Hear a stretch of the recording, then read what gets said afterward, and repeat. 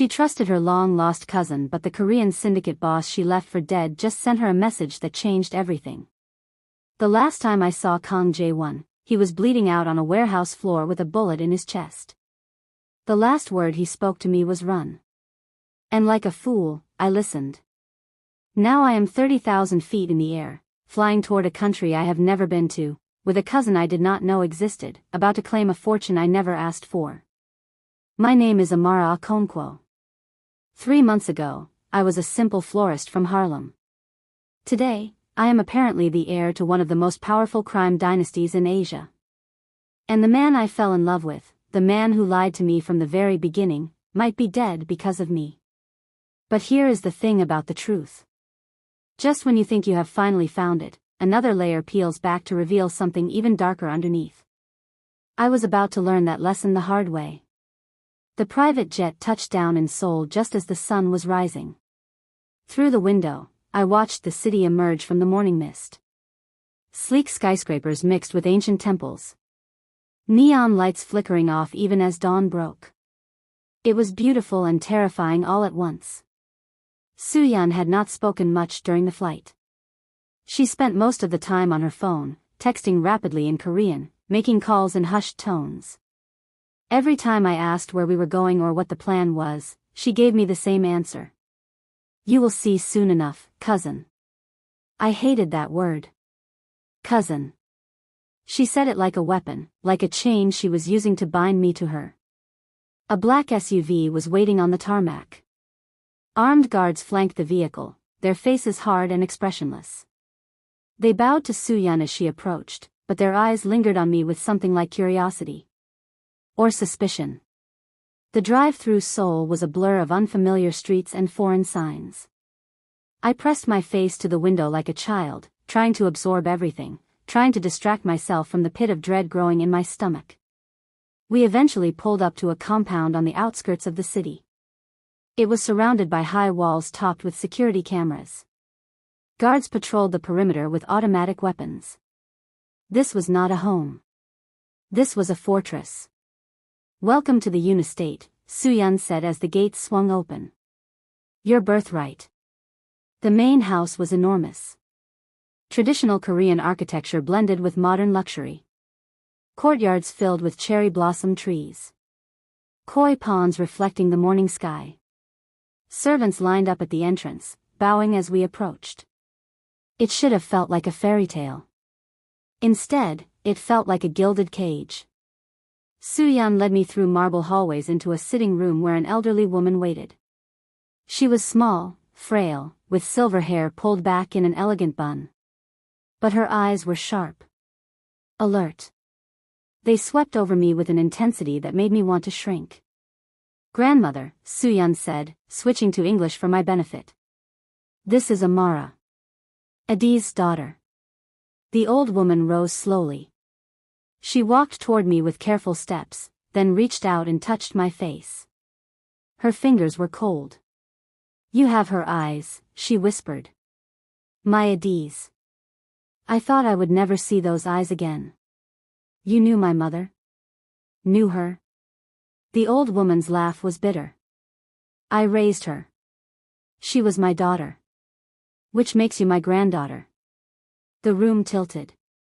I had to grab the back of a chair to steady myself. All my life, I thought my grandmother in Harlem was my only family. I thought my mother was just a woman who died too young, leaving behind nothing but a faded photograph and a legacy of flowers. Now I was standing in a palace, looking at a woman who claimed to be my real grandmother. I do not understand, I said. If you are my grandmother, why did my mother leave? Why was I raised in America? Why did no one ever tell me the truth? The old woman, my grandmother, exchanged a look with Soo-yeon. Something passed between them. Something heavy with secrets. Sit down, child, she said. It is time you learned the full story. What she told me over the next hour shattered everything I thought I knew. My mother, Yoon, was not just some random woman who fell in love with the wrong man. She was the crown princess of the Yoon Empire. The heir to everything. But when she was 22, she fell in love with a man her family did not approve of. A Nigerian businessman named Chukwemeka Okonkwo. My father. The Yoon family forbade the relationship. They had already arranged a marriage for Adiz, an alliance with another powerful family that would secure their position in the criminal underworld. But my mother refused. She ran away with my father to America, abandoning her inheritance, her family, her entire world. For 2 years, they were happy. They had me. They built a life together in Harlem, far from the violence and politics of Seoul. Then the Kang family found them. My grandmother's voice hardened as she spoke the name. The Kangs were our rivals. They wanted the Yoon fortune for themselves. When they discovered that Adiz had a child, a legitimate heir, they saw an opportunity. If they could eliminate Adiz and control her daughter, they could claim everything. The car accident, I whispered. The one that killed my mother. It was no accident. My grandmother's eyes filled with tears. The Kangs murdered my daughter. Your father died trying to protect her. And you, little Amara, you were supposed to die too. But I did not. No. Soo-yeon spoke for the first time. Your grandmother in Harlem, she was not really your grandmother. She was a loyal servant of the Yoon family. When the Kangs attacked, she managed to escape with you. She took you to America, changed your name, and raised you in hiding. All those years, I said slowly, she was protecting me. She gave her life to keep you safe, my real grandmother said. She sent reports every few months, letting us know you were alive, that you were well. When she died 2 years ago, we lost track of you. We thought you were gone forever. Until Jae-won found me. The words hung in the air like poison. Yes, my grandmother confirmed. Kang Jae-won discovered your identity. He planned to marry you to claim the Yoon inheritance through you. It is the same thing his family has been trying to do for 25 years. But Soo-yeon stopped him, I said, looking at my cousin. She got me out. Soo-yeon smiled. That thin, sharp smile I was beginning to recognize. Of course I did. Family protects family. Something about the way she said it made my skin crawl. But I pushed the feeling aside. I had bigger questions. What happens now? What do you want from me? My grandmother straightened in her chair. The frail old woman suddenly looked every inch the crime boss she must have been. The Yoon Empire has been dormant for too long. Our enemies think we are weak. They think we are finished. But with you, the true heir, we can rebuild. You can take your rightful place at the head of this family. I almost laughed. Me? I am a florist. I arrange flowers for weddings. I do not know anything about running a criminal empire. You will learn, Soo-yeon said. I will teach you. We will do this together, cousin. And if I refuse? What if I just want to go home? Silence. My grandmother and Soo-yeon exchanged another look. I am afraid that is not possible, my grandmother said gently. The Kangs know who you are now. If you return to America, they will kill you. The only way to keep you safe is to keep you here, where we can protect you. So I am a prisoner. You are family. Soo-yeon reached out and took my hand. There is a difference. But looking into her cold eyes, I was not so sure. The first few weeks were a blur of lessons and introductions. I learned the history of the Yoon family, stretching back generations. I learned about our territories, our allies, our enemies. I learned that the empire my mother abandoned was worth billions, with connections spanning Asia, Europe, and America. I also learned that I was essentially under house arrest. Oh, they did not call it that. They called it protection. But the guards who followed me everywhere, the locked gates, the confiscated phone, they told a different story. Soo-yeon was my constant shadow. She taught me Korean phrases, introduced me to key members of the organization, and slowly began grooming me for leadership. But there was something off about her. Something I could not quite put my finger on. She was too eager. Too helpful. Too perfect. And every time I asked about Jae-won, about what happened after we left the warehouse, she changed the subject. He is dead, Amara, she finally snapped one evening when I pushed too hard. He took a bullet to the chest. No one survives that. You need to move on. But I could not move on. Because despite everything, despite all his lies and manipulation, I still saw his face every time I closed my eyes. I still heard his voice telling me to run. I still felt the ghost of his touch on my skin. And I still wondered if those final words, the ones he never got to finish, might have been the truth. 1 month into my captivity, everything changed. I was in the garden, pretending to admire the cherry blossoms while actually looking for gaps in the security, when a servant approached. "Miss Amara," she said quietly. "There is a delivery for you." She pressed a small box into my hands and hurried away before I could ask questions. Inside the box was a single flower. A white rose, perfectly preserved. And a note. The handwriting made my heart stop. "Little flower. I am not so easy to kill. Meet me at the address below. Come alone. Tell no one. If you ever trusted me at all, trust me now. J." I read the note 3 times, my hands shaking. Jae-won was alive. Every logical part of my brain screamed that this was a trap. That he was just trying to manipulate me again. That I should take this note straight to Soo-yeon. But something deeper, something instinctive, made me hide the note in my pocket instead. That night, I put my plan into action. I had been mapping the guards' rotations for weeks, looking for weaknesses. There was a 15-minute window just after midnight when the north gate was understaffed. If I moved quickly and quietly, I could slip out. Getting to the address was harder. I had no phone, no money, no idea where I was going. But I managed to flag down a taxi and convince the driver to take me to the location in exchange for my diamond earrings. The address led to a small temple on the outskirts of Seoul. It was ancient, tucked away in the mountains, far from the glittering city. And waiting for me in the courtyard was Kang Jae-won. He looked different. Thinner. Paler.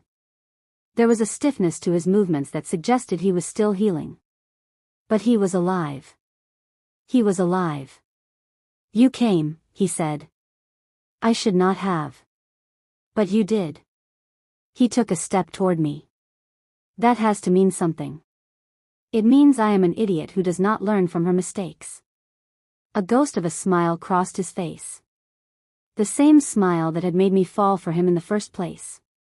"Amara, listen to me. Everything Soo-yeon told you about me, about the plan, it was true. I am not going to deny it. Then why am I here? Because what she did not tell you is that she is doing the exact same thing." He moved closer. "Soo-yeon does not care about family. She does not care about protecting you. She wants the Yoon fortune for herself, and she is using you to get it. That is convenient. The man who lied to me is accusing someone else of lying. I know how it sounds." Jae-won's voice was urgent. "But think about it, Amara. Why did Soo-yeon really leave me at the altar? She knew about you before I did. She was the one who fed my investigators the information about your identity." "What?" "She set the whole thing up. The wedding. The humiliation. All of it. She knew I would need a bride, and she knew I would find you. She was counting on it. That does not make any sense. Why would she want us to get married? Because as long as you were married to me, she could not touch the inheritance. But if something happened to me, if I died, you would be a widow. Vulnerable. Alone in a foreign country with no allies. Easy to control." The pieces started clicking into place. Horrible, terrifying pieces. "The warehouse," I whispered. "The shooter was one of Soo-yeon's people." Jae-won's jaw tightened. "She tried to kill me, Amara. And she would have succeeded if my men had not gotten me out in time.